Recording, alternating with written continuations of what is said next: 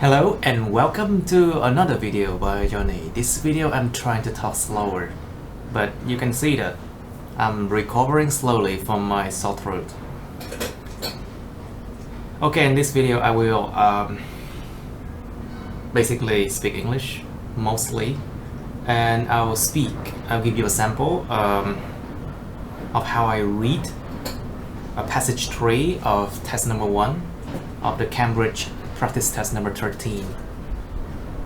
Chào mừng các bạn đến một video khác của Johnny nha. Thì trong video này mình sẽ đọc cái bài đọc Reading Passage 3 của cái test 1 của IELTS 13.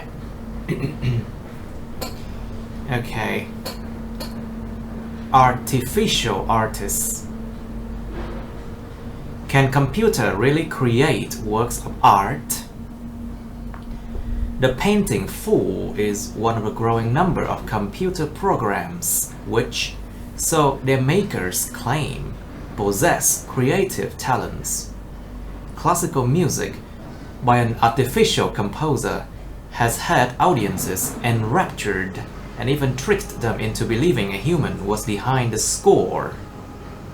Artworks painted by a robot have sold for thousands of dollars and been hung in prestigious galleries. And software has been built which creates arts that could not have been imagined by the programmer. Human beings are the only species to perform sophisticated, creative acts regularly. If we can break this process down into computer code, where does that leave human creativity? This is a question at the very core of humanity.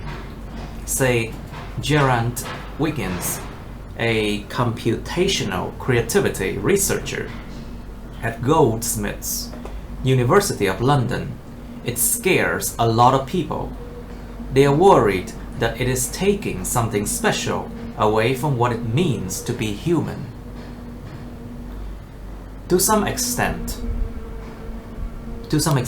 we are all familiar with computerized art. The question is, where does the work of the artist stop and the creativity of the computer begin? Consider one of the oldest machine artists, Aaron, a robot that has had painting exhibited in London's Tate Modern and the San Francisco Museum of Modern Art. Aaron can pick up a paintbrush and paint on canvas on its own. Impressive perhaps, but it is still little more than a tool to realize the programmer's own creative ideas. Simon Colton, the designer of the painting fool, is keen to make sure his creation doesn't attract the same criticism.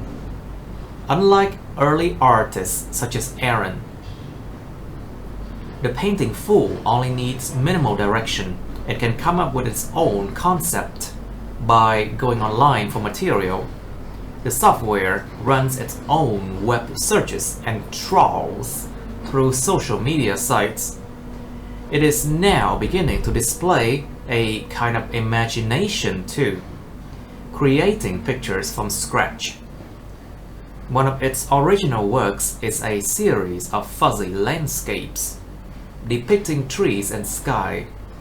While some might say they have a mechanical look, Colton argues that such reaction arises from people's double standards towards software-produced and human-produced art.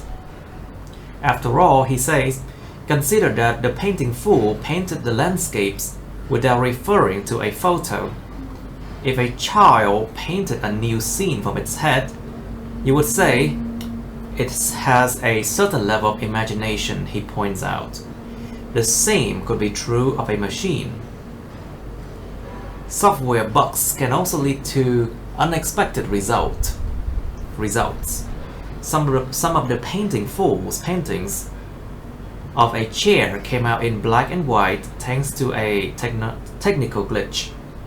This gives the work an airy, ghost-like quality, human artists like the renowned Ellsworth Kelly are lauded for limiting their color palette.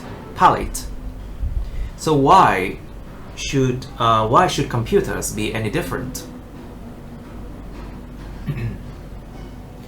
Researchers like Colton don't believe it is right to measure machine creativity directly to that of humans who have had millennia to develop our skills. Others, though, are fascinated by the prospect that a computer might create something as original and subtle as our best artists. So far, only one has come close. Composer David Cope invented a program called Experiments in Musical Intelligence, or EMI. Not only did EMI create compositions in Cope's style, but also that of the most revered classical composer, including Bach, Chopin, and Mozart.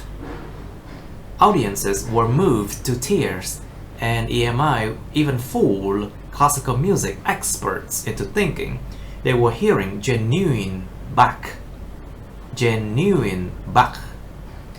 Not everyone was impressed, however. Some, such as Wiggins, have blasted Cope's work as pseudoscience and condemned him for his deliberately vague explanation of how the software worked. Meanwhile, Douglas Hofstadter of Indiana University said EMI created replicas which still rely completely on the original artist's creative impulses. When audiences found out the truth, they were often outraged with Cope, and one music lover even tried to punch him. Amid such controversy, Cope destroyed EMI's vital databases. Databases. But why did so many people love the music yet recoil when they discovered how it was composed? A study by computer art scientist David Moffat of Glasgow, I think it should be Glasgow, Caledonian University provides a clue. He asked both expert musicians and non-experts to assess 6 compositions. The participants weren't told beforehand whether the tunes were composed by humans or computers, but were asked to guess and then rate how much they liked each one. People who thought the composer was a computer tended to dislike the piece more than those who believed it was human. This was true even among the experts, who might have been expected to be more objective in their analysis. Where does this prejudice come from? Paul Bloom of Yale University has a suggestion. He reckons part of the pleasure we get from art stems from the creative process behind the work. This can give it an irresistible essence, say Bloom. Meanwhile, experiments by Justin Kruger of New York University have shown that people's enjoyment of an artwork increases if they think more time and effort was needed to create it. Similarly, Colton thinks that when people experience art, they wonder what the artist might have been thinking, or what the artist is trying to tell them. It seems obvious, therefore, that with computer producing art, this speculation is cut short. There's nothing to explore, but as technology becomes increasingly complex, finding those greater depths in computer art could become possible. This is precisely why Colton asked the painting fool to tap into online social networks for its inspiration. Hopefully, this way it will choose themes that will already be meaningful to us.